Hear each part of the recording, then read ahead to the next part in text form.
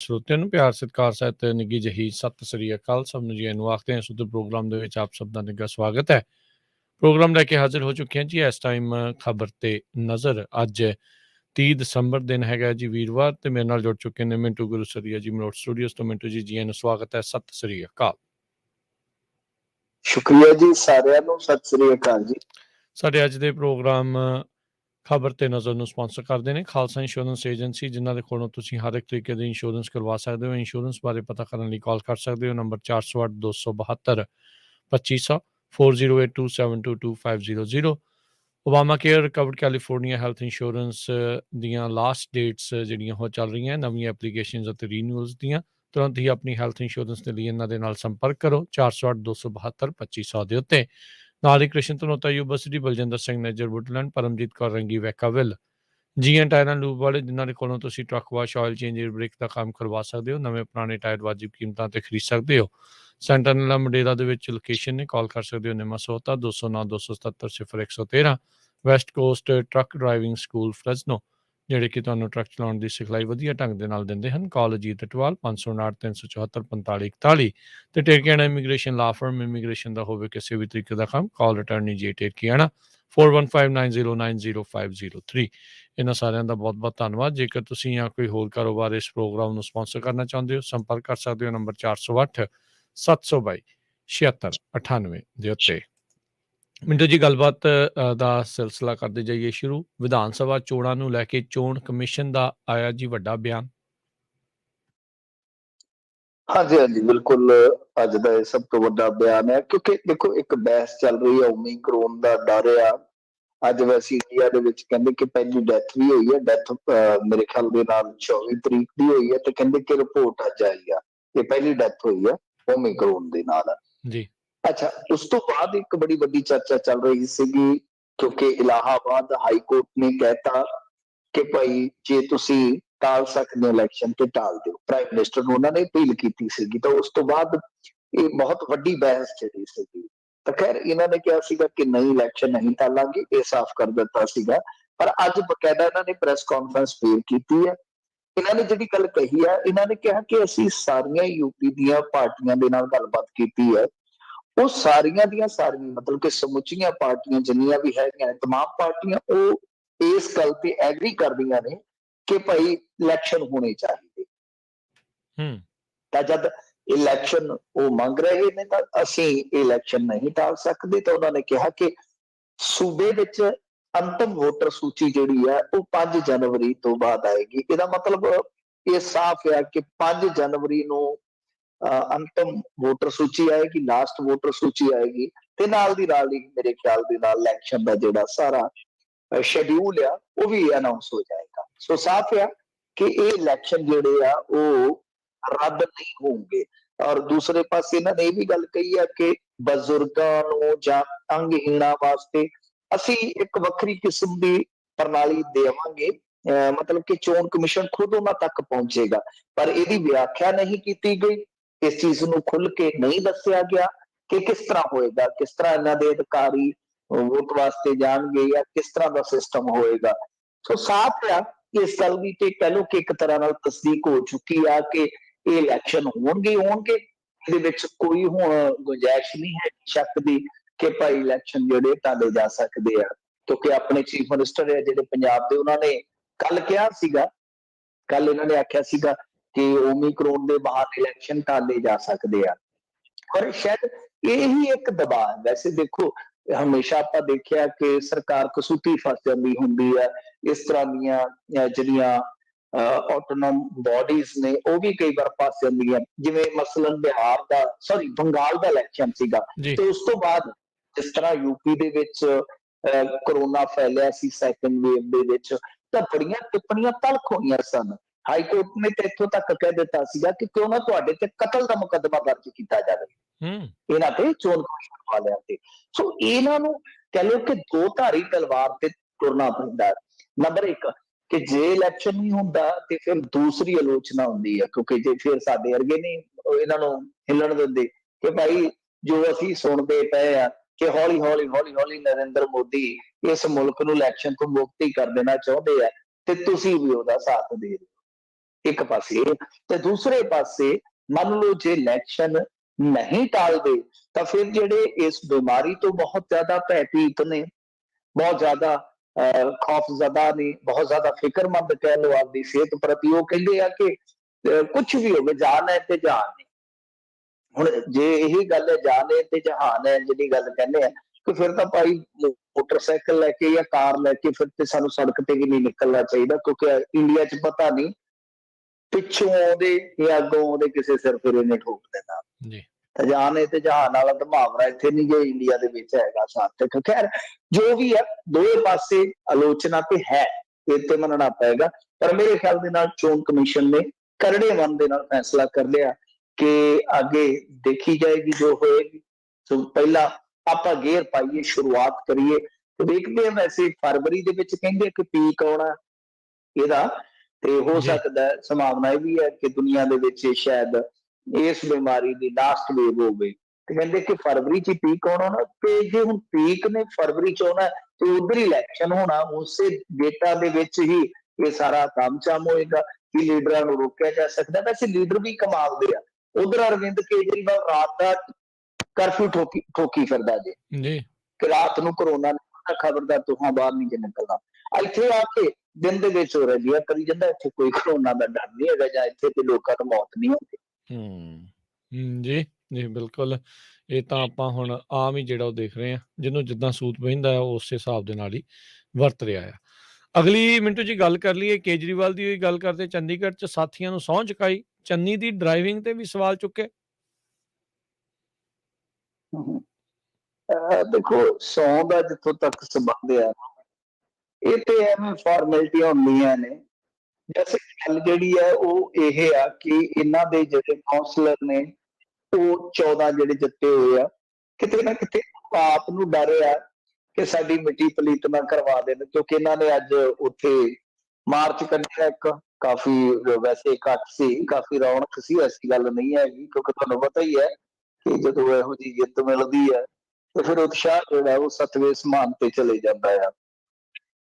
ਇਹਨਾਂ ਨੇ ਇਹ ਜਿਹੜਾ ਕੱਢਿਆ ਸੀਗਾ ਆਪਣਾ ਮਾਰਚ ਕਹਿ ਲਓ ਜਾਂ ਰੋਡ ਸ਼ੋਅ, ਜਿਹੜਾ ਉਹ ਅਰੋਮਾ ਵਾਲੀਆਂ ਜਿਹੜੀਆਂ ਲਾਈਟਾਂ ਨੇ, ਉਹ ਪੁਆਇੰਟ ਹੈ ਜਿਹੜਾ ਉਹ ਉੱਥੋਂ ਸ਼ੁਰੂ ਕੀਤਾ ਸੀਗਾ। 1 ਕਿਲੋਮੀਟਰ ਕਿ 1.5 ਕਿਲੋਮੀਟਰ ਦਾ ਨੇ ਚੰਡੀਗੜ੍ਹੀਆਂ ਦਾ ਧੰਨਵਾਦ ਕੀਤਾ ਕਿ ਵਸਦੇ ਰਹੋ, ਜਾਉਂਦੇ ਰਹੋ, ਜਿਵੇਂ ਅਸੀਸਾਂ ਦਿੰਦੇ ਹੁੰਦੇ ਲੀਡਰ।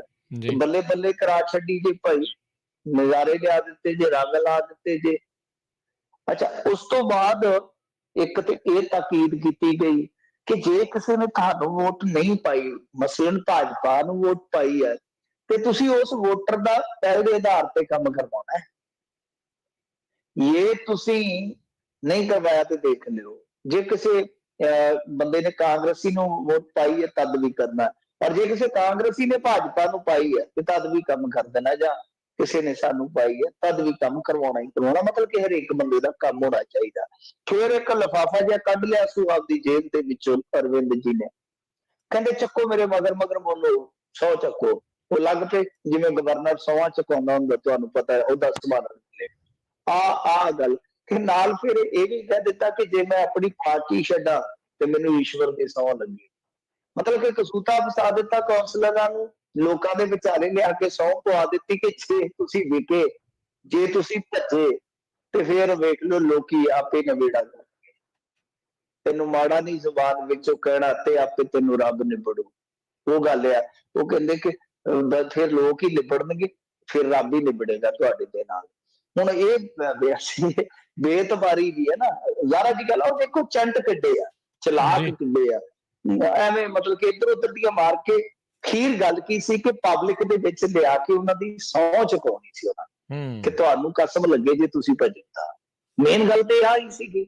ਐਵੇਂ ਇੱਧਰ ਦੀਆਂ ਛਿੱਟ ਮਾਰਨ ਦੀ ਜ਼ਰੂਰਤ ਨਹੀਂ। ਜਿੱਥੋਂ ਤੱਕ ਗੱਲ ਇਹ ਆ ਕਿ ਡਰਾਈਵਰ ਜਿਹੜੇ ਚੰਨੀ ਸਾਹਿਬ ਬਣੇ, ਵੈਸੇ ਕਿਉਂਕਿ ਡਰਾਈਵਰ ਪੰਜਾਬ ਦੇ ਵੀ ਡਰਾਈਵਰ ਨੇ ਨਾ, ਡਰਾਈਵਰ ਪੰਜਾਬ ਦੇ ਵੀ ਹੈ, ਸਟੇਰਿੰਗ ਉਹਨਾਂ ਦੇ ਹੱਥ ਦੇ ਵਿੱਚ ਹੀ ਹੈ ਨਾ।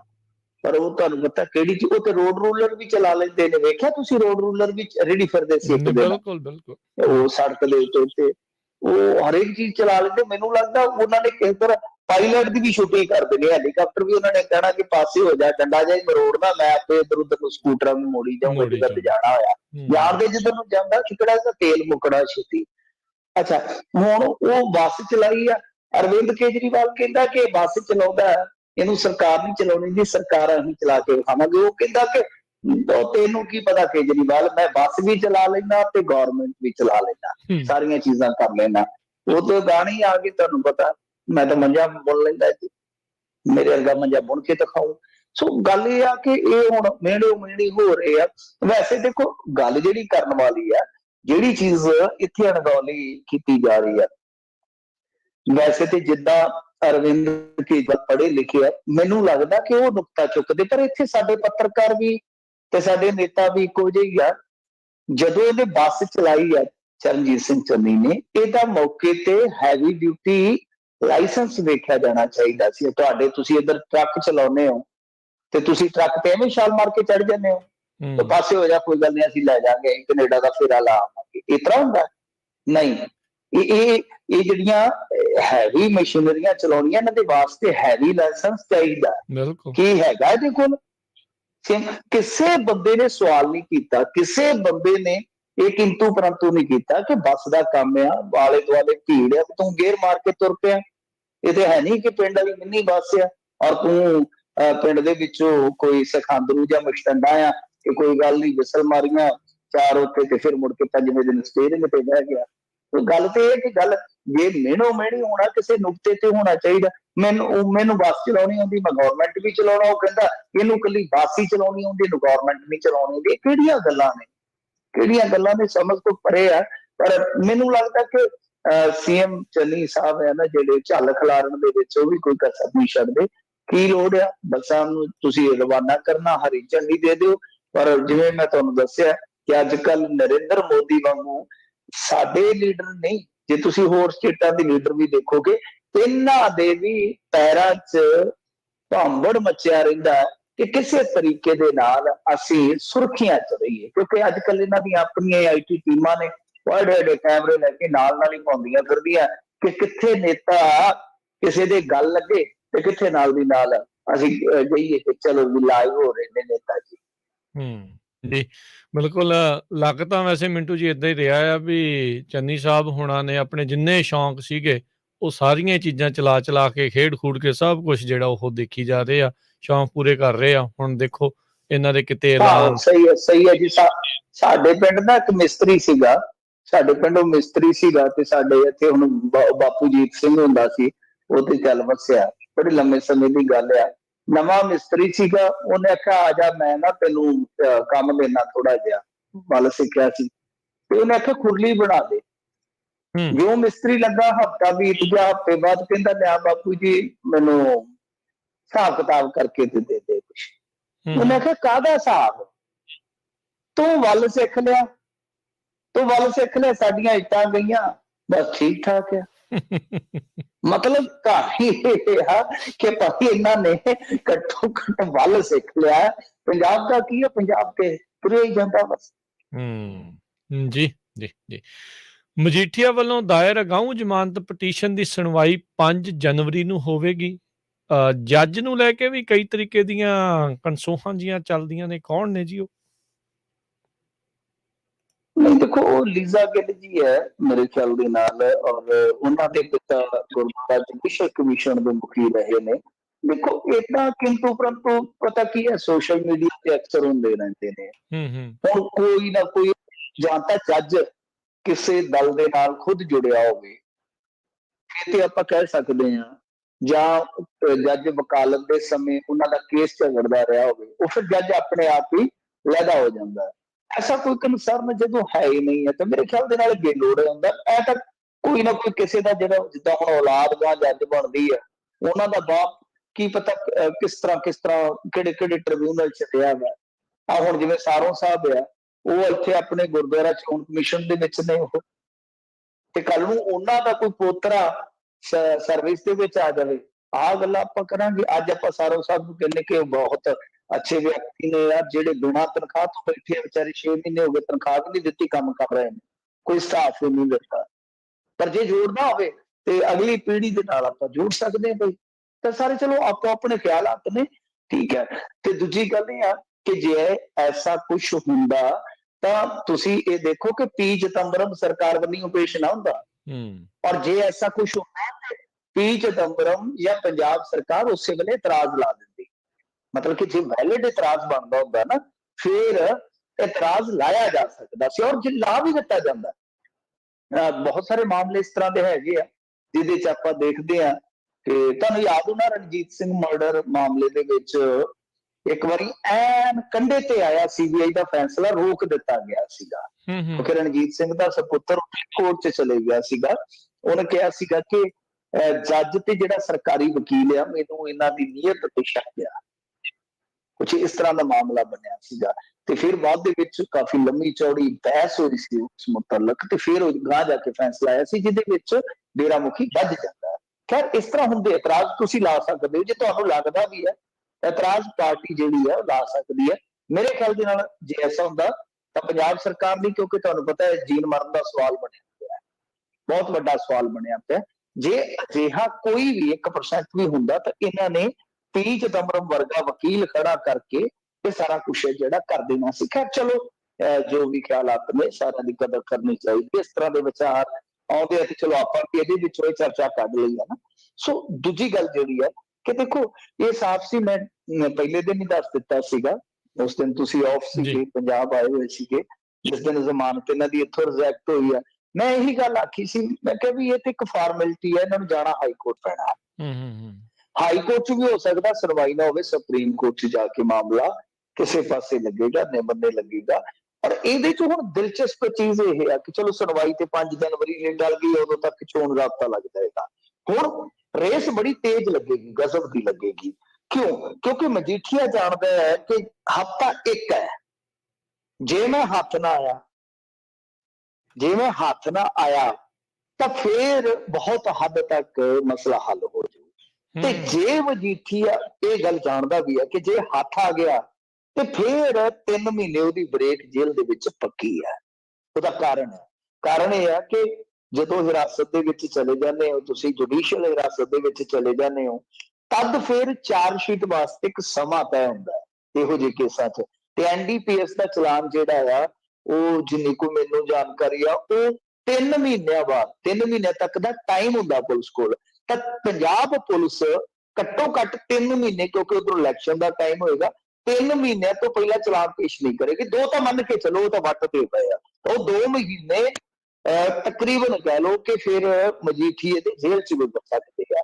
ਸੋ ਆਹ ਵਿਚਲੀ ਘੁੰਡੀ ਹੈ, ਇਸੇ ਕਰਕੇ ਹੀ ਵਿਕਰਮ ਮਜੀਠੀਆ ਰੂਪੋਸ਼ ਹੈ, ਔਰ ਇਸੇ ਕਰਕੇ ਹੀ ਇਹ ਕਾਨੂੰਨੀ ਚਾਰਾਜੋਈ ਜਿਹੜੀ ਹੈ ਉਹ ਬੜੀ ਤੇਜ਼ੀ ਨਾਲ ਕੀਤੀ ਜਾ ਰਹੀ ਹੈ ਜਾਂ ਕਰਵਾਈ ਜਾ ਰਹੀ ਹੈ। ਜੀ ਜੀ। ਅਗਲੀ ਮਿੰਟੂ ਜੀ ਆਪਾਂ ਜੇ ਗੱਲ ਕਰੀਏ ਤਾਂ ਲਾਲੀ ਮਜੀਠੀਆ ਨੇ ਪਨਗ੍ਰੇਨ ਦੇ ਚੇਅਰਮੈਨ ਦੇ ਅਹੁਦੇ ਤੋਂ ਦਿੱਤਾ ਅਸਤੀਫਾ। ਹਾਂਜੀ, ਲਾਲੀ ਮਜੀਠੀਆ ਵੇਖੋ ਅੱਜ ਇਤਫਾਕ ਤਗੜੇ ਨਿਕਲ ਰਹੇ ਨੇ। ਆਪਾਂ ਕੇਜਰੀਵਾਲ ਦਾ ਜ਼ਿਕਰ ਆਇਆ, ਕੇਜਰੀਵਾਲ ਦੀ ਗੱਲ ਕੀਤੀ, ਮਜੀਠੀਏ ਦਾ ਜ਼ਿਕਰ ਆਇਆ ਤੇ ਫਿਰ ਨਾਲ ਦੀ ਨਾਲ ਮਜੀਠੀਏ ਦੇ ਵਿਰੋਧੀ ਦੀ ਗੱਲ ਛਿੜ ਪਈ ਹੈ ਜੀ। ਖੈਰ ਇਹ ਆ ਕਿ ਲਾਲੀ ਮਜੀਠੀਆ ਬਹੁਤ ਤਕੜਾ ਚਲੋ ਬੁਲਾਰਾ ਸੀ ਕਿਸੇ ਟਾਈਮ, ਬੜਾ ਚਰਚਿਤ ਚਿਹਰਾ ਸੀਗਾ, ਲਗਾਤਾਰ ਇਲੈਕਸ਼ਨ ਹਾਰ ਕਰਕੇ। ਕਿਉਂਕਿ ਦੇਖੋ ਸੱਤ ਦੇ ਵਿੱਚ ਵਿਕਰਮ ਮਜੀਠੀਆ ਉੱਠਦਾ ਹੈ। ਵਿਕਰਮ ਮਜੀਠੀਆ ਨੂੰ ਤੁਸੀਂ ਜਿਸ ਮਰਜ਼ੀ ਨਿਗਾਹ ਨਾਲ ਵੇਖੋ, ਜੇ ਉਸ ਇਲਾਕੇ 'ਚ ਜਾ ਕੇ ਵੇਖੋਗੇ ਤਾਂ ਤੁਹਾਨੂੰ ਧਰਾਤਲ ਤੇ ਬਿਲਕੁਲ ਜੁਦਾ ਤਸਵੀਰ ਨਜ਼ਰ ਆਏ। ਵਿਕਰਮ ਮਜੀਠੀਆ ਉੱਥੇ ਇੱਕ ਤਸਵੀਰ ਹੈ, ਜਿਵੇਂ ਰਾਜਾ ਵੜਿੰਗ ਲੋਕਾਂ ਦੇ ਵਿੱਚ ਉਹਦੀ ਅੱਜ ਤੋਂ 3-4 ਮਹੀਨੇ ਪਹਿਲਾਂ ਦੇਖ ਲਓ, ਉਹਦੀ ਜਿਹੜੀ ਛਵੀ ਸੀ ਉਹ ਇੱਕ ਮਤਲਬ ਕਿ ਕਹਿ ਲਓ ਕਿ ਜਿਵੇਂ ਸਿਆਸਤ ਦੇ ਵਿੱਚ ਜ਼ੌਕਰ ਟਾਈਪ ਦੇ ਹੁੰਦੇ ਆ ਨਾ ਨੇਤਾ, ਇਹੋ ਜਿਹੀ ਸੀ। ਪਰ ਤਦ ਵੀ ਜੇ ਤੁਸੀਂ ਗਿੱਦੜਬਾਹਾ 'ਚ ਜਾਓਗੇ ਤਾਂ ਉਹਦੀ ਛਵੀ ਜਿਹੜੀ ਹੈ ਨਾ ਉਹ ਇੱਕ ਜਿਵੇਂ ਲੋਕ ਨੇਤਾ ਦੇ ਤੌਰ ਤੇ ਤੁਹਾਨੂੰ ਮਿਲੇਗੀ, ਖਾਸ ਤੌਰ ਤੇ ਕਾਂਗਰਸ ਦੇ ਕਾਡਰ 'ਚ, ਕਿ ਲੋਕਾਂ ਦੇ ਨਾਲ ਖਲੋਣ ਵਾਲਾ। ਇਸ ਤਰ੍ਹਾਂ ਕੁਛ ਏਰੀਏ 'ਚ ਕੁਛ ਲੀਡਰ ਹੁੰਦੇ ਆ ਜਿਨ੍ਹਾਂ ਦੀ ਪਕੜ ਬਹੁਤ ਮਜ਼ਬੂਤ ਹੁੰਦੀ ਹੈ। ਤਾਂ ਵਿਕਰਮ ਮਜੀਠੀਆ ਦੀ ਅੱਜ ਵੀ ਮੈਂ ਕਹਿੰਦਾ ਇੱਕ ਗੱਲ ਨੋਟ ਕਰਿਓ, ਜੇ ਵਿਕਰਮ ਮਜੀਠੀਆ ਜੇਲ੍ਹ 'ਚ ਵੀ ਚਲੇ ਗਿਆ ਨਾ ਤੇ ਉਹ ਆਪਣੀ ਸੀਟ ਸ਼ਾਇਦ ਜੇਲ੍ਹ 'ਚੋਂ ਵੀ ਜਿੱਤ ਜਾਏਗਾ।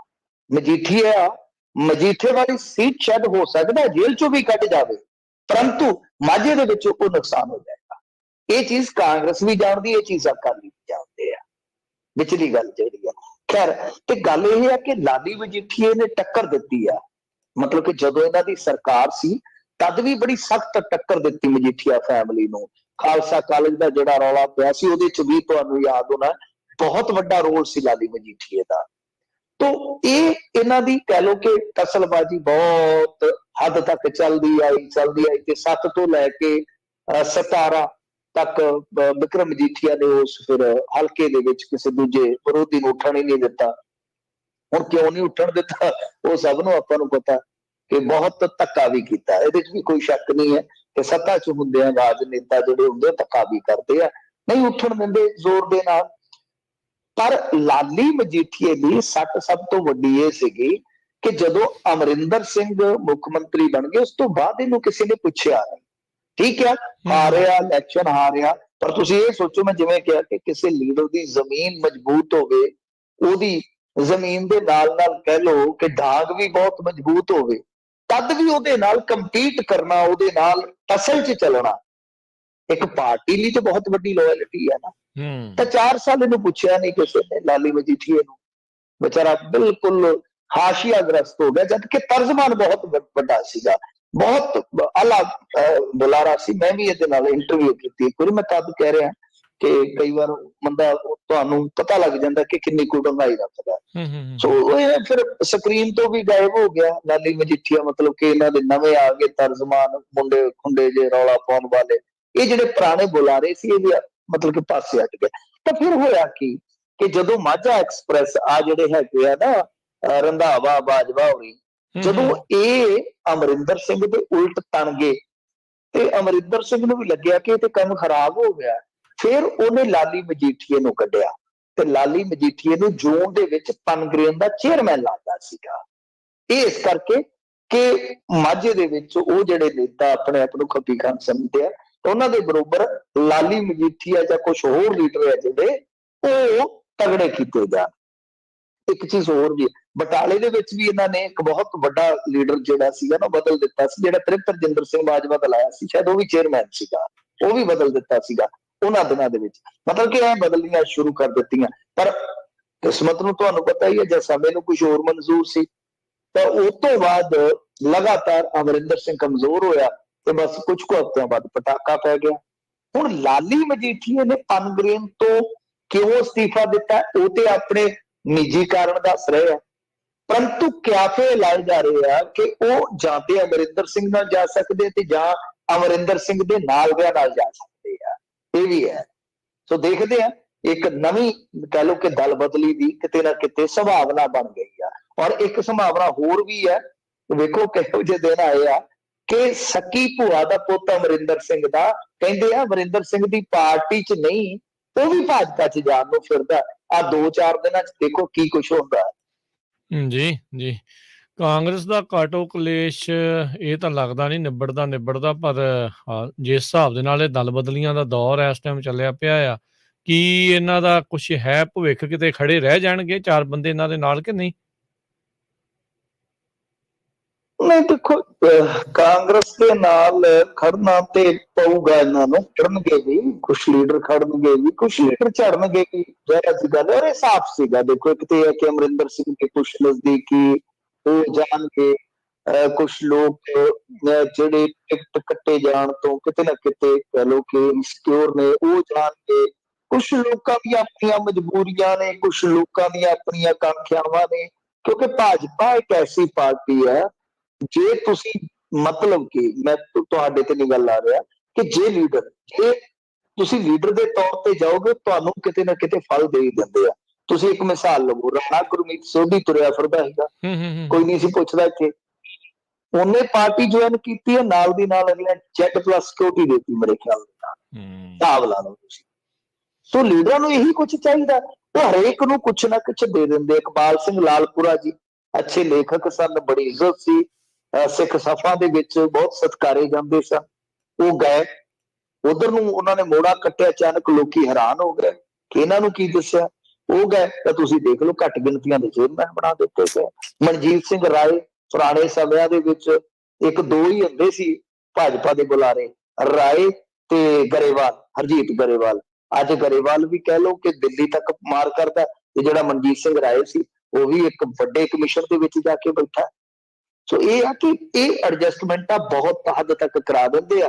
ਇੱਥੋਂ ਦੇ ਲੀਡਰ ਜਿਹੜੇ ਕਹਿੰਦੇ ਕਿ ਹੁਣ ਅਸੀਂ ਤੇ ਲੀਰਾਂ ਹੋ ਗਏ ਪੰਜਾਬ ਦੇ ਵਿੱਚ, ਚਲੋ ਘੱਟੋ ਘੱਟ ਕਿਤੇ ਬਾਹਰ ਹੀ ਉਹਦਾ ਲੈ ਲਾਂਗੇ, ਇਹੋ ਜਿਹੀਆਂ ਆਕਾਂਖਿਆਵਾਂ ਵੀ ਹੁੰਦੀਆਂ ਨੇ ਕਈ ਲੀਡਰਾਂ ਦੀਆਂ। ਜੀ ਤੇ ਮਿੰਟੂ ਜੀ, ਜਿਹੜੀ ਆਪਾਂ ਗੱਲ ਸੁਣਦੇ ਸੀ ਜਾਂ ਕਰਦੇ ਵੀ ਸੀਗੇ ਵੀ ਭਾਜਪਾ ਦੇ ਪੈਰ ਨਹੀਂ ਲੱਗਣੇ, ਹੁਣ ਜਿੰਨੇ ਕਿ ਲੀਡਰ ਉੱਥੇ ਜਾ ਰਹੇ ਆ, ਕੀ ਐਕਚੁਅਲ 'ਚ ਭਾਜਪਾ ਦਾ ਭਵਿੱਖ ਰਹੇਗਾ ਪੰਜਾਬ ਦੇ ਵਿੱਚ ਹੁਣ ਕਿ ਨਹੀਂ? ਨਹੀਂ ਨਹੀਂ, ਦੇਖੋ ਦੇਖੋ ਉਸ ਟਾਈਮ ਜਿਹੜੇ ਸਮੀਕਰਨ ਸੀ ਉਹ ਸੀ ਕਿਸਾਨੀ ਅੰਦੋਲਨ ਨਾਲ ਜੁੜੇ, ਕਿ ਜੇ ਇਹ ਹਾਲ ਰਿਹਾ, ਇਹ ਕੁਝ ਤੁਸੀਂ ਮੈਨੂੰ ਦੱਸੋ 1 ਮਹੀਨਾ ਪਹਿਲਾਂ ਜਾਂ 1.5 ਮਹੀਨਾ ਪਹਿਲਾਂ ਆਪਾਂ ਆ ਗੱਲ ਕਰ ਸਕਦੇ ਸੀ? ਨਹੀਂ, ਪੋਸੀਬਲ ਹੀ ਨਹੀਂ ਸੀ, ਕਿਉਂਕਿ ਭਾਜਪਾ ਤੇ ਸ਼ਹਿਰਾਂ ਚੋਂ ਪਿੰਡਾਂ ਤੱਕ ਪਹੁੰਚ ਹੀ ਨਹੀਂ ਸੀ ਸਕਦੀ। ਪਰੰਤੂ ਉਸ ਤੋਂ ਬਾਅਦ ਸਮੀਕਰਨ ਬਦਲ ਗਏ ਤੇਜ਼ੀ ਨਾਲ। ਸਮੀਕਰਨ ਇਉਂ ਬਦਲਦੇ ਹੁੰਦੇ ਆ, ਰਾਜਨੀਤੀ ਦੇ ਵਿੱਚ ਡਿਸੀਜਨ ਜਿਹੜੇ ਆ ਬੜੇ ਮਾਰਕੇ ਦੇ ਡਿਸੀਜਨ ਕੰਮ ਕਰਦੇ ਹੁੰਦੇ ਆ। ਸੋ ਇਹ ਚੀਜ਼ ਹੁੰਦੀ ਆ ਕਿ ਅੱਜ ਸਮੀਕਰਨ ਜੁਦਾ ਨੇ। ਅੱਜ ਇਹ ਨਹੀਂ, ਮੈਂ ਹਾਲੇ ਵੀ ਮੈਂ ਇਸ ਗੱਲ ਤੇ ਆਸਵੰਦ ਆ ਕਿ ਪੰਜਾਬੀ ਇਹਨਾਂ ਨੂੰ ਬਹੁਤੀ ਵੋਟ ਨਹੀਂ ਪਾਉਣਗੇ, ਕਿਉਂਕਿ ਪੰਜਾਬੀ ਹਿੰਦੂ ਵੀ ਕਿਤੇ ਨਾ ਕਿਤੇ ਉਹ ਵੀ ਜੋ ਕਾਰੋਬਾਰਾਂ ਤੇ ਸੱਟ ਵੱਜੀ ਆ ਉਹ ਵੀ, ਬਾਕੀ ਤੁਹਾਨੂੰ ਪਤਾ ਆਪਣਾ ਜਿਹੜਾ ਪੰਜਾਬ ਦਾ ਹਿੰਦੂ ਹੈ ਨਾ, ਉਹ ਭਾਈਚਾਰਾ ਥੋੜਾ ਜਿਹਾ ਜੁਦਾ, ਜੇ ਤੁਸੀਂ ਇੰਡੀਆ ਦੇ ਮੁਕਾਬਲਤਨ ਦੇਖੋਗੇ ਹਿੰਦੂ ਭਾਈਚਾਰੇ ਦੇ, ਤਾਂ ਇਹ ਭਾਈਚਾਰਾ ਥੋੜਾ ਜਿਹਾ ਜੁਦਾ ਹੈ। ਇੱਥੇ ਤਾਂ ਤੁਸੀਂ ਦੇਖਦੇ ਹੋ ਨਾ ਕਿ ਜਿਹੜੇ ਗੁਰੂ ਸਾਹਿਬ ਦੀਆਂ ਸਿੱਖਿਆਵਾਂ ਬਹੁਤ ਸਾਰੇ ਹਿੰਦੂ ਪਰਿਵਾਰ ਉਹਦੇ ਅਨੁਸਾਰ ਚੱਲਦੇ ਆ, ਅਖੰਡ ਪਾਠ ਸਾਂਝੇ ਹੁੰਦੇ ਆ ਸਾਡੇ। ਸੋ ਗੱਲ ਇਹ ਆ ਕਿ ਇੱਥੇ ਥੋੜਾ ਜਿਹਾ ਔਖਾ ਹੈ ਭਾਜਪਾ ਵਾਸਤੇ, ਪਰ ਮੇਰਾ ਇਹ ਮੰਨਣਾ ਹੈ ਕਿ ਇਹ ਐਸੀ ਗੇਮ ਕਮਾਉਣਗੇ ਕਿ 22 ਦੇ ਵਿੱਚ ਆਪਦਾ ਰਸਤਾ ਤਿਆਰ ਕਰ ਲੈਣਗੇ, ਔਰ 27 ਦੇ ਵਿੱਚ ਤੁਸੀਂ ਦੇਖੋ ਕਿ ਬਿਲਕੁਲ ਹੀ ਬਾਜੀ ਪੁੱਠੀ ਪਾ ਦੇ। ਜੀ ਜੀ, ਅਗਲੀ ਮਿੰਟੂ ਜੀ ਗੱਲ ਕਰ ਲਈਏ NRI OCI ਨੂੰ ਵੱਡੀ ਰਾਹਤ, ਅਚਲ ਜਾਇਦਾਦਾਂ ਦੀ ਖਰੀਦ ਨੂੰ ਲੈ ਕੇ RBI ਨੇ ਜਾਰੀ ਕੀਤੇ ਨੇ ਨਿਰਦੇਸ਼। ਸਾਰੀ ਖਬਰ ਤੁਸੀਂ ਕਰ ਹੀ ਦਿੱਤੀ ਹੈ, ਮੇਰੇ ਖਿਆਲ ਦੇ ਨਾਲ ਕੁਝ ਨਹੀਂ ਰਹਿ ਗਿਆ ਮੇਰੇ ਦੱਸਣ ਵਾਲਾ। ਇਹਦੇ ਵਿੱਚ ਇੱਕ ਵੱਡੀ ਰਾਹਤ ਹੈ। ਰਾਹਤ ਇਹ ਆ ਕਿ ਫਰਜ਼ ਕਰੋ ਅਚਲ ਜਾਇਦਾਦ ਆਪਾਂ ਕਿਹਨੂੰ ਕਹਿੰਦੇ ਆ, ਕਿ ਜਿੱਦਾਂ ਹੁਣ ਕਾਰ ਹੈ ਉਹ ਚੱਲਣ ਵਾਲੀ ਹੈ, ਤੇ ਜਿਹੜੀ ਕੋਠੀ ਹੈ ਉਹ ਇੱਕ ਥਾਂ ਤੇ ਖਲੋਤੀ ਹੈ, ਉਹ ਹੋ ਗਈ ਅਚਲ। ਤੇ ਜਿਹੜੀ ਮੋਟਰਸਾਈਕਲ ਜਾਂ ਕਾਰ ਆ ਉਹ ਹੋ ਗਈ ਚੱਲ ਚ। ਅਚਲ ਦੇ ਵਿੱਚ 1-2 ਚੀਜ਼ਾਂ ਹੈਗੀਆਂ, ਨੋਟ ਕਰ ਲਿਓ। ਇਹਨਾਂ ਨੇ ਜਿਹੜਾ ਫੈਸਲਾ ਲਿਆ ਵਾ ਕਿ ਇੱਕ ਤੇ ਤੁਸੀਂ ਖੇਤੀਬਾੜੀ ਜ਼ਮੀਨ ਨਹੀਂ ਖਰੀਦ ਸਕਦੇ, NRI ਤੇ OCI ਖੇਤੀਬਾੜੀ ਜ਼ਮੀਨ ਨਹੀਂ ਖਰੀਦ ਸਕਦੇ। ਇੱਕ ਮੇਰੇ ਖਿਆਲ ਦੇ ਨਾਲ ਫਾਰਮ ਹਾਊਸ ਉਹ ਨਹੀਂ ਖਰੀਦ ਸਕਦੇ, ਉਹ ਵੀ ਉੱਥੇ ਆ ਗਿਆ। ਤੀਸਰਾ ਬਾਗਬਾਨੀ ਵਾਲਾ। ਤਾਂ ਮਤਲਬ ਕਿ ਇੱਕੋ ਚੀਜ਼ ਇਹੀ ਹੈ ਕਿ ਖੇਤੀ ਵਾਲੀ ਤੋਂ ਇਲਾਵਾ ਬਾਕੀ ਕੋਈ ਵੀ ਅਚਲ ਜਾਇਦਾਦ ਆ, ਮਸਲਨ ਤੁਸੀਂ ਸ਼ਹਿਰ ਦੇ ਵਿੱਚ ਕੋਈ ਕਾਰਖਾਨਾ ਖਰੀਦਣਾ ਹੈ, ਕੁਛ ਵੀ ਹੈ, ਉਹਦੇ ਚ ਕੋਈ ਦਿੱਕਤ ਨਹੀਂ ਹੈਗੀ, ਕੋਈ ਅੜਚਨ ਨਹੀਂ ਹੈ। ਕਿਉਂ? ਕਿਉਂਕਿ ਅੱਗੇ ਇਹਨਾਂ ਦਾ ਇੱਕ ਨਿਯਮ ਸੀਗਾ ਕਿ ਜਿਹੜਾ ਇਹਨਾਂ ਦਾ ਹੈਗਾ ਮੇਰੇ ਖਿਆਲ ਦੇ ਨਾਲ ਵਿਦੇਸ਼ੀ ਮੁਦਰਾ ਨਿਯਮ ਐਕਟ, ਫੇਰਾ ਜਿਹਨੂੰ ਕਹਿ ਦਿੰਦੇ ਆ, ਕਿ ਉਹਦੇ ਚ ਪ੍ਰੀ ਮਨਜ਼ੂਰੀ ਲੈਣੀ ਪੈਂਦੀ ਸੀ RBI ਤੋਂ। ਤਾਂ ਸੁਪਰੀਮ ਕੋਰਟ ਨੇ ਉਹ ਫੈਸਲਾ ਮੇਰੇ ਖਿਆਲ ਦੇ ਨਾਲ ਦੇ ਦਿੱਤਾ ਸੀ, ਤਾਂ ਉਹਦੇ ਵਿੱਚ ਹੁਣ RBI ਨੇ ਗਾਈਡਲਾਈਨ ਜਾਰੀ ਕਰ ਦਿੱਤੀ ਹੈ। ਉਹਨਾਂ ਨੇ ਨਿਰਦੇਸ਼ ਦੇ ਦਿੱਤੇ ਆ ਕਿ ਉਹ ਜਿਹੜੀ ਫਾਰਮੈਲਿਟੀ ਸੀ ਹੁਣ ਖਤਮ ਹੈ, ਡਾਇਰੈਕਟਲੀ ਕੋਈ ਵੀ ਬੰਦਾ ਜਿਹੜਾ ਉਹ ਅਚਲ ਜਾਇਦਾਦ ਖਰੀਦ ਸਕਦਾ ਹੈ। ਠੀਕ ਹੈ ਜੀ। ਜੀ, ਤੇ ਜਾਂਦੇ ਜਾਂਦੇ ਕਾਲੀ ਚਰਨ ਦਾ ਛੱਤੀਸਗੜ੍ਹ ਪੁਲਿਸ ਨੇ ਲਿਆ ਜੀ ਰਿਮਾਂਡ। ਹਾਂਜੀ, ਕਾਲੀ ਚਰਨ ਅੱਜ ਨੈਸ਼ਨਲ ਨਿਊਜ਼ ਚੈਨਲਾਂ ਤੇ ਕਾਲੀ ਚਰਨ ਹੀ ਛਾਇਆ ਹੋਇਆ। ਪਹਿਲਾਂ ਅਸੀਂ ਤੇ ਛੋਟੇ ਹੁੰਦੇ ਕਾਲੀ ਚਰਨ ਫਿਲਮ ਦੇਖਦੇ ਹੁੰਦੇ ਸੀਗੇ, ਸ਼ਤਰੂਘਨ ਸਿਨਹਾ ਦੀ ਆਉਂਦੀ ਹੁੰਦੀ ਸੀ ਦੂਰਦਰਸ਼ਨ ਤੇ। ਇੱਥੇ ਅੱਜ ਕੱਲ ਕਾਲੀ ਚਰਨ, ਪਰ ਸੰਤਾਂ ਦੇ ਸਾਧੂਆਂ ਦੇ ਨਾਮ ਵੀ ਵੇਖੋ ਕਿੱਡੇ ਜ਼ਬਰਦਸਤ। ਕੰਪਿਊਟਰ ਬਾਬਾ ਕਾਲੀ ਚਰਨ, ਇਹਦਾ ਨਾਂ ਤੇ ਧਨਜੇ ਹੈ, ਕਾਲੀ ਚਰਨ ਰੱਖਿਆ। ਅੱਛਾ ਦੇਖੋ, ਬਾਡੀ ਬਿਲਡਿੰਗ ਕਰਦਾ ਜੀ, ਜਿਮ ਵੀ ਜਾਂਦਾ, 8 ਪੜ੍ਹਿਆ, WhatsApp ਯੂਨੀਵਰਸਿਟੀ ਦਾ ਵੀ ਵਿਦਿਆਰਥੀ ਕਹਿ ਸਕਦੇ। ਮਹਾਤਮਾ ਗਾਂਧੀ ਬਾਰੇ ਕੱਖ ਨਹੀਂ ਉਹਨੂੰ ਪਤਾ ਹੈਗਾ। ਮੈਂ ਜਿੰਨੀਆਂ ਦੀਆਂ ਸਟੇਟਮੈਂਟਾਂ ਸੁਣੀਆਂ ਮੈਂ ਉੱਥੇ ਹੀ ਲੈ ਲਿਆ, ਮੈਂ ਕਿਹਾ ਸਿਰੇ ਦਾ ਜ਼ਾਹਲ ਆਦਮੀ ਹੈ, ਪਰ ਇਹ ਜੰਮਿਆ ਖੁਸ਼ਕਿਸਮਤੀ ਇਹਦੀ ਹੈ ਕਿ ਜਿੱਥੇ ਮੂਰਖ ਲੋਕ ਜਿਹੜੇ ਆ ਉਹ ਇਹੋ ਜਿਹੇ ਬੰਦਿਆਂ ਨੂੰ ਚੁੱਕ ਲੈਂਦੇ ਆ। ਉਹ ਆਪ ਮੰਨਦਾ, ਉਹ ਇੱਕ ਮੈਂ ਵੀਡੀਓ ਦੀ ਦੇਖ ਰਿਹਾ ਸੀ, ਕਿਉਂਕਿ ਜਿਗਿਆਸਾ ਹੋ ਜਾਂਦੀ ਨਾ ਜਾਣਨ ਦੀ, ਕਿਹੜਾ ਬੰਦਾ ਜਿਸ ਤਰ੍ਹਾਂ ਹੋ ਜਾਂਦਾ। ਤੇ ਮੈਂ ਉਹਦੀ ਵੀਡੀਓ ਵੇਖਣ ਡਿਆ ਸਰ ਰਾਜ ਕਰਨਵੀਰ ਸਿੰਘ ਜੀ, ਉਹਦੇ ਚ ਆਪ ਕਹਿੰਦਾ ਮੈਂ ਕੋਈ ਸਾਧੂ ਸੰਤ ਨਹੀਂ ਹੈ, ਮੈਂ ਜਿਮ ਜਾਂਦਾ, ਵਰਕਆਊਟ ਕਰਦਾ, मैं आपके माँ प्यो नाल मिलदा जुलदा सारा कुछ करदा, बस मैनू लोकां ने साधु संत बनाता, मतलब कि ना मनना शुरू कर दिता। ते महात्मा गांधी बारे बहुत ही घटिया शब्द इस्तेमाल किया है ना, गोडसे नूं बहुत ज्यादा सलाहिया। चलो उस तो बाद मुकदमे दर्ज हो गए ते भज गया, खजुराहो दे विच इहनूं फड़िया, ਜਿਹੜੇ ਰੈਸਟ ਹਾਊਸ ਦੇ ਵਿੱਚੋਂ ਫੜਿਆ, ਉੱਥੋਂ ਦਾ ਇੱਕ ਪੱਤਰਕਾਰ ਤੇ ਇਹ ਦਾਅਵਾ ਕਰਦਾ ਕਿ ਨਾਲ ਜਨਾਨੀ ਵੀ ਸੀਗੀ, ਇੱਕ ਨਾਲ ਬੰਦਾ ਵੀ ਸੀਗਾ, ਤੇ ਇਹਨੂੰ ਪਤਾ ਹੀ ਨਹੀਂ ਲੱਗਾ, ਤੜਕੇ 4 ਵਜੇ ਉੱਠਿਆ ਫਿਰਦਾ ਸੀਗਾ, ਦੂਜੇ ਖਿੜੇ ਪਏ ਸੀ, ਤੇ ਪੁਲਿਸ ਵਾਲੇ ਜਿਹੜੇ ਸੀ ਬੜੇ ਸ਼ੈਤਾਨ ਸੀ ਛੱਤੀਸਗੜ੍ਹ ਵਾਲੇ, ਉਹਨਾਂ ਨੇ ਅੱਗ ਉੱਗ ਬਾਲੀ ਸੀ, ਠੰਡ ਦਾ ਟਾਈਮ ਸੀਗਾ, ਇਹ ਵੀ ਜਾ ਕੇ ਧੂਏ ਤੇ ਖਲੋ ਗਿਆ। ਉਹਨਾਂ ਕਿਹਾ ਜਾ ਤੈਨੂੰ ਅੱਗ ਸਿਖਾਉਂਦੇ, ਤੈਨੂੰ ਤੇ ਅਸੀਂ ਲੱਭਦੇ ਫਿਰਦੇ ਸਾਂ। ਇਸ ਤਰ੍ਹਾਂ ਮਤਲਬ ਕਿ ਇਹਦੀ ਜਿਹੜੀ ਇਹ ਸਾੜੀ ਲਾ ਕੇ ਰੱਖਦਾ, ਟਿੱਕਾ ਲਾ ਕੇ ਰੱਖਦਾ, ਉਹ ਸਾੜੀ ਸੂੜੀ ਉੱਥੇ ਹੀ ਰਹਿ ਗਈ ਆ, ਉਦਾਂ ਹੀ ਚੁੱਕ ਕੇ ਲੈ ਗਏ ਨੇ ਉਹ। ਖੈਰ ਫਿਰ ਇਹਨੂੰ ਅਦਾਲਤ ਦੇ ਵਿੱਚ ਪੇਸ਼ ਕੀਤਾ ਜੀ, ਤੇ ਇੱਥੇ ਇਹਦਾ ਰਿਮਾਂਡ ਮੇਰੇ ਖਿਆਲ ਦੇ ਨਾਲ 1 ਜਨਵਰੀ ਤੱਕ ਮਿਲ ਗਿਆ। ਵੈਸੇ ਕਮਾਲ ਦੀ ਗੱਲ ਆ ਕਿ ਮਹਾਤਮਾ ਗਾਂਧੀ ਨੂੰ ਇੱਕ ਪਾਸੇ ਇੱਥੇ ਫਾਦਰ ਆਫ ਨੇਸ਼ਨ ਕਿਹਾ ਜਾਂਦਾ, ਦੇਸ਼ ਧਰੋਹ ਦਾ ਮੁਕੱਦਮਾ ਵੀ ਦਰਜ ਹੋ ਗਿਆ ਮੇਰੇ ਖਿਆਲ ਦੇ ਨਾਲ ਇਹਦੇ ਤੇ, ਇਸ ਤੋਂ ਇਲਾਵਾ 2 ਮੁਕੱਦਮੇ ਹੋਰ ਹੈ।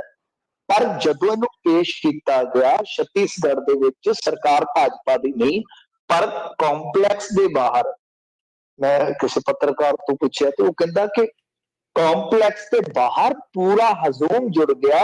ਔਰ ਕਮਾਲ ਦੀ ਗੱਲ ਹੈ ਕਿ ਉੱਥੇ ਵੀ ਨੱਥੂ ਰਾਮ ਗੋਡਸੇ ਅਮਰ ਰਹੇ, ਨੱਥੂ ਰਾਮ ਗੋਡਸੇ ਜ਼ਿੰਦਾਬਾਦ ਹੋਇਆ, ਤੁਸੀਂ ਵੇਖੋ। ਸੋ ਇਹ ਸਾਰਾ ਕੁਛ ਹੈ ਨਾ, ਇਹ ਧਰਮ ਸੰਸਦ ਐਵੇਂ ਨਹੀਂ ਚੱਲੀ। ਅੱਜ ਜੇ ਤੁਸੀਂ ਦੇਖੋਗੇ ਜੂਨਾ ਅਖਾੜੇ ਦਾ ਮਹਾਮੰਡਲੇਸ਼ਵਰ ਫਿਰ ਬੋਲਿਆ, ਉਹਨੇ ਆ ਗਾਂਧੀ ਨਹੀਂ, ਗਾਂਧੀ ਤੇ ਗੰਦਗੀ ਸੀ, ਹੁਣ ਦੇਖੋ ਉਹਦੇ ਤੇ ਵੀ ਕਰੋ ਮੁਕੱਦਮਾ ਦਰਜ। ਸੋ ਇਹ ਸਾਰਾ ਕੁਛ ਦੇਖੋ, ਅਸੀਂ ਕਈ ਵਾਰ ਨਾ ਗਾਂਧੀ ਦੀ ਆਲੋਚਨਾ ਕਰਦੇ ਹਾਂ, ਚਲੋ ਆਲੋਚਨਾ ਕੋਈ ਮਾੜੀ ਗੱਲ ਨਹੀਂ ਹੈ, ਕਰਨੀ ਵੀ ਚਾਹੀਦੀ ਆ, ਇਹ ਅਸੀਂ ਪਰ ਇੱਕ ਨੈਰੇਟਿਵ ਦਾ ਜਾਂ ਇੱਕ ਪ੍ਰੋਪੇਗੈਂਡੇ ਦਾ ਹਿੱਸਾ ਬਣ ਜਾਂਦੇ ਆ। ਇਹ ਗਾਂਧੀ ਨੂੰ, ਨਹਿਰੂ ਨੂੰ, ਜਾਂ ਧਰਮ ਨਿਰਪੇਖਤਾ ਨੂੰ, ਜਾਂ ਆਜ਼ਾਦੀ ਨੂੰ, ਡੈਮੋਕ੍ਰੇਸੀ ਨੂੰ, ਇਹ ਇਸ ਤਰ੍ਹਾਂ ਹੀ ਕਰਦੇ ਆ, ਇਸ ਤਰ੍ਹਾਂ ਹੀ ਪ੍ਰੋਪੇਗੈਂਡੇ ਦੇ ਰਾਹੀਂ ਇਸ ਤਰ੍ਹਾਂ ਹੀ ਬਦਨਾਮ ਕਰਦੇ ਆ। ਔਰ ਸਭ ਤੋਂ ਵੱਡੀ ਗੱਲ ਜਿਹੜੀ ਹੈ ਕਿ ਇਸ ਮੁਲਕ ਦੇ ਵਿੱਚ ਜਦੋਂ ਵੀ ਵੱਡੀ ਸਟੇਟ 'ਚ ਇਲੈਕਸ਼ਨ ਹੁੰਦਾ ਜਾਂ ਕੋਈ ਵੱਡਾ ਇਹਨਾਂ ਨੇ ਕਾਂਡ ਕਰਨਾ ਹੁੰਦਾ ਤਾਂ ਉੱਥੇ ਫਿਰ ਧਰਮ ਦਾ ਸਹਾਰਾ ਲੈਂਦੇ ਆ।